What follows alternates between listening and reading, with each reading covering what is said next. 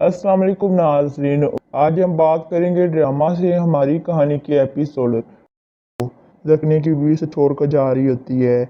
जखनी गली में अपनी बीवी के पीछे भागता है और कहता है तुम मुझे छोड़कर ना जाओ, और उसे रोकने की कोशिश करता है। उसकी बीवी कहती है मुझे हाथ ना लगाओ, और फिर भी वहाँ से चली जाती है। जखनी फकरी से कहता है तुमने सेकंड टाइम मेरी ज़िंदगी बर्बाद कर दी, और फकरी को मारने के लिए भागता है। जखनी का बेटा और बास्तु से पकड़ लेते हैं। फिजा कहती है अंकल प्लीज़ खामोश हो जाएं। जखनी कहता है कैसे मैं खामोश हो जाऊं, तुम इस मैटर में इंटरफेयर ना करो, और फखरी से कहो ये मेरे घर से चला जाए, मैं इसके साथ जस्टिफाई नहीं कर सकता। फिजा कहती है अंकल जस्टिफाई करना होगा क्योंकि वो हमारे बाबा हैं। किरण कहती है वो हमारे बाबा हैं और हम कब से इनसे बुरा बर्ताव कर रहे हैं।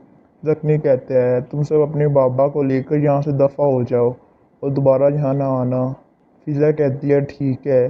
फारूक कहता है अच्छा वो मेरी मोम ने इस डोंकी से शादी नहीं की, वरना ये मेरी मोम को बहुत परेशान करता। बासित कहता है चुप हो जाओ। ये सुनकर जखनी स्टिक लेकर उनके पीछे भागता है और सब वहाँ से भाग रहे होते हैं और जखनी उनके पीछे होता है। इसके बाद फिजा और इसकी फैमिली जा रही होती है तो मुर्तज़ा का आदमी आता है और वो गन निकालता है और वो अपने आदमियों से कहता है मुर्तज़ा को बता दो कि परिंदे पिंजरे में आ गए हैं। मुर्तज़ा दिया को पकड़ लेता है और कहते हैं तुम मेरे साथ चलो। रहमत कहते हैं दिया को छोड़ दो, मैं तुम्हें मार दूंगा। मुर्तज़ा कहते हैं बताओ तुम्हारे बाबा कहाँ हैं, अगर वो ना आए तो मैं दिया को मार दूंगा। रहमत कहते हैं मैं नहीं जानता वो कहाँ है। समरा कहती है दिया को जाने दो, ये यंग लड़की है, इसका क्या कसूर है। दुरान कहते हैं अगर तुम इसे मार दोगे क्या तुम्हारे भतीजे वापस आ जाएंगे, तुम पागल हो गए हो। रहमत कहते हैं अगर तुमने दिया को टच किया तो मैं तुम्हें मार दूंगा। रहमत को इतना गुस्सा आता है कि वो रस्सी तोड़ देता है और मुर्तज़ा का आदमी रहमत को गोली मार देता है।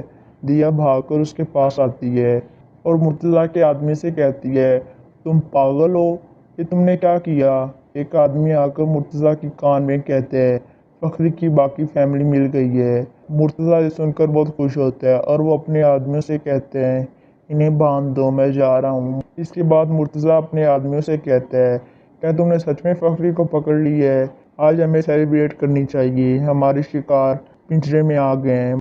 मुर्तज़ा फखरी से कहते हैं हमने तुम्हें काफ़ी अरसे से नहीं देखा, तुम कैसे हो। फखरी कहता है ठीक हूँ, वैसे ये मामला क्या है। मुर्तज़ा के आदमी फिजा की बाकी फैमिली को बांध कर वहाँ पर लाते हैं। बासी कहते हैं तुम लोग यहाँ क्या कर रहे हो। फिजा मुर्तज़ा से कहती है क्या तुम पागल हो, तुमने इनको यहाँ पर इस तरह क्यों बांध के रखा हुआ है। मुर्तज़ा कहते हैं लेकिन अगर तुम लोग खामोश ना हुए तो मैं तुम सबको मार दूंगा। मुर्तज़ा अपने आदमी से कहता है बच्चे कहाँ हैं। वो आदमी कहता है हम नहीं जानते थे कि उन्हें भी अंदर लाना है, वो गाड़ी में होंगे।